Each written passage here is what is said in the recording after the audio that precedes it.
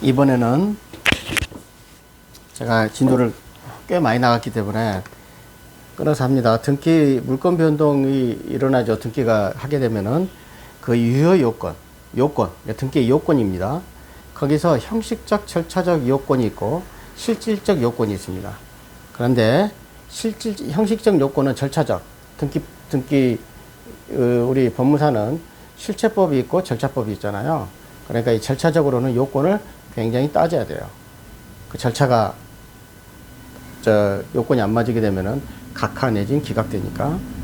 그러니까 형식적 요건에는 세 가지가 있습니다. 기본 등기가 존재해야 되죠.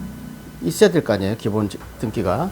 두 번째는 한 일부동산에는 1등기부밖에 없는 거죠. 아까 그 얘기 똑같아요. 일물 일권주하고 비슷한 겁니다. 여기서 이제 오늘 말하는 중복 보존 등기 문제가 나옵니다. 오늘 아까 했죠? 꼭 핵심 그것 때문에 하는 거니까. 그 다음에 관할 등기소에서 행해져야 돼요. 자, 쉽게 해서 형식적 등기가 유효하려고 그러면 어떻게 돼요? 원래 등기가 있어야 되겠죠. 그리고 등기부는 하나밖에 없어야 되겠죠. 그 다음에 그 관할 등기소에서 해야 된다. 이 세 가지인데, 그 중에 나머지는 등기법에서 할 거고, 우리 법무사는 또 등기법이라는 어마어마한 분량이 따로 있으니까. 자, 1부동산 1등기부가 있어야 되는데, 일물 일권주의가 있어야 되는데, 보존 등기가 2개가 있더란 얘기예요. 보존 등기는 뭐예요? 한마디로 말하면 원시 취득이잖아요. 근데 원시 취득인 걸 2개가 있어. 이걸 정리할 필요가 있다. 등기부상에서는 등기법에서는 꽤 자세히 나오는데 민법에서는 간단히 하는 겁니다. 자, 결론 중복 보존 등기 하겠습니다. 자, 중복 등기 그러면은 거기서 무조건 중복 보존 등기란 얘기예요. 자, 다른 건 다 시간상 좀 줄이고 이제 중복 등기에서 가만히 있어 보세요.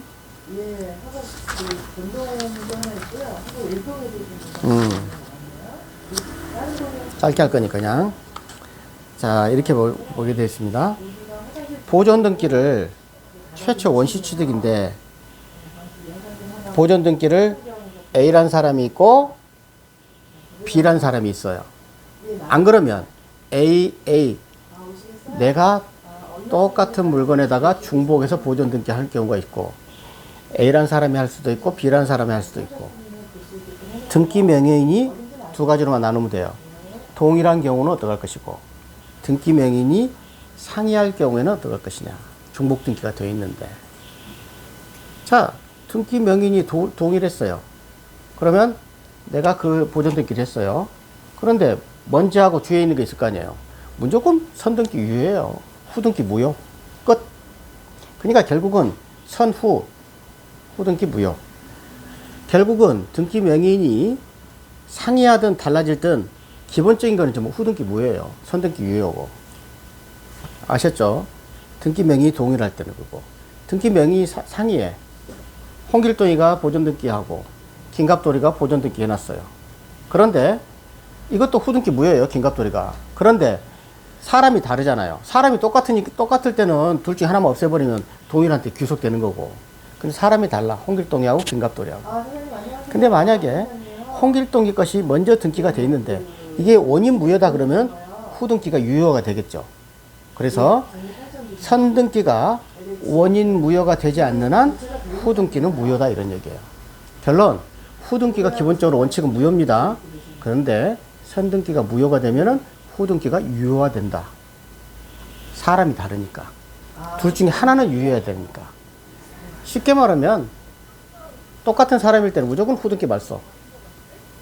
사람이 다를 때는 후등기 말 써요. 기본적으로는. 그런데 사람이 다르잖아요. 제가 잘못 위조할 수 있었잖아요. 보존 등기를. 이해하시죠? 선등기가 원인 무효일 때는 후등기권자가 권리를 갖는다, 유효한다. 이것만 계속 법행 사무관, 법원 행정고시도 계속 나오더라고요. 그렇다. 그래서 이제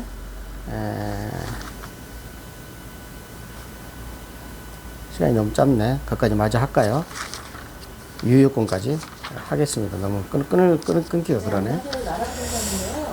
이거는 이제 형식적으로 한 부동산에 등기부가 2개 있으면 안 되니까 그걸 중복 등기에 정리하는 거고, 이제 실질적으로 유효하냐 안 하냐 이걸 봐야 돼요. 아까 형식적 절차적 요건. 거기에 나올 수 있는 거는 크게 보면 미등기 매수인의 법적 지위, 그 다음에 중간 생략 등기, 무효 등기 유용, 이런 게 나옵니다. 그런데 제가 여기서 다 할 수는 없으니까 미등기 매수인의 법적 지위하고 중간 생략 등기, 그 다음에 뭐죠? 무효 등기 유용을 한꺼번에 하겠습니다. 끝낼 때 5분 정도면 너무 짧으니까. 자, 미등기 매수인이잖아요. 소유권을 취득을 했는데 본인이 아직 등기를 안 한 사람, 이걸 미등기 매수인이라고 그래요. 하여튼 부동산에서는 등기를 안 하게 되면 물권 변동이 있다 없다 소유권이 안 넘어와. 그러니까 미등기 매수인이니까 소유권은 지금 누구한테 있다는 얘기예요? 매도인한테 있는 거예요. 그래서 미등기 무허가 건물의 양수인할 때는 소유권 이전 등기를 격려하지 않는 한 소유권에 준하는 관성성의 물건이 있다고 볼 수 없다. 아무것도 없는 거죠. 법적지. 그래서 그러나 이게 아십시오. 미등기 부동산의 매수인이 목적물을 직접 사용하고 있어요. 간단히 말해서 등기는 안 했지만 매수인한테 매도인이 돈 받고 넘겨줬어요. 그럼 매수인이 지금 그 들어가 살고 있겠죠? 소멸시에 걸려 안 걸려? 안 걸리죠. 들어가 살고 있잖아. 사용수익 점유. 점유권에는 소멸시효가 걸린다고 안 걸린다 그랬어요. 안 걸리니까 소멸시 안 걸린다 이런 말이에요. 직접 사용하고 있을 때, 용익하고 있을 때, 달리 말하면 점유하고 있을 때. 두 번째, 미등기 부동산의 매수인이 3자한테 처분해 버렸어. 3자한테 넘겼어요. 이때도 소멸시 안 걸리는 거예요. 왜? 이미 점유하고 있는 걸 점유를 넘겼잖아요. 적극적인 권리 행사했으니까 소멸시에 걸리지 않는다는 얘기예요.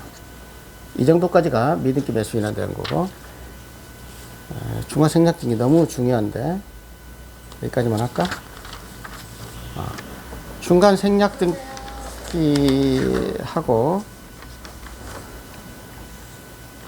등기부 유용은 따로 하겠습니다. 감사합니다.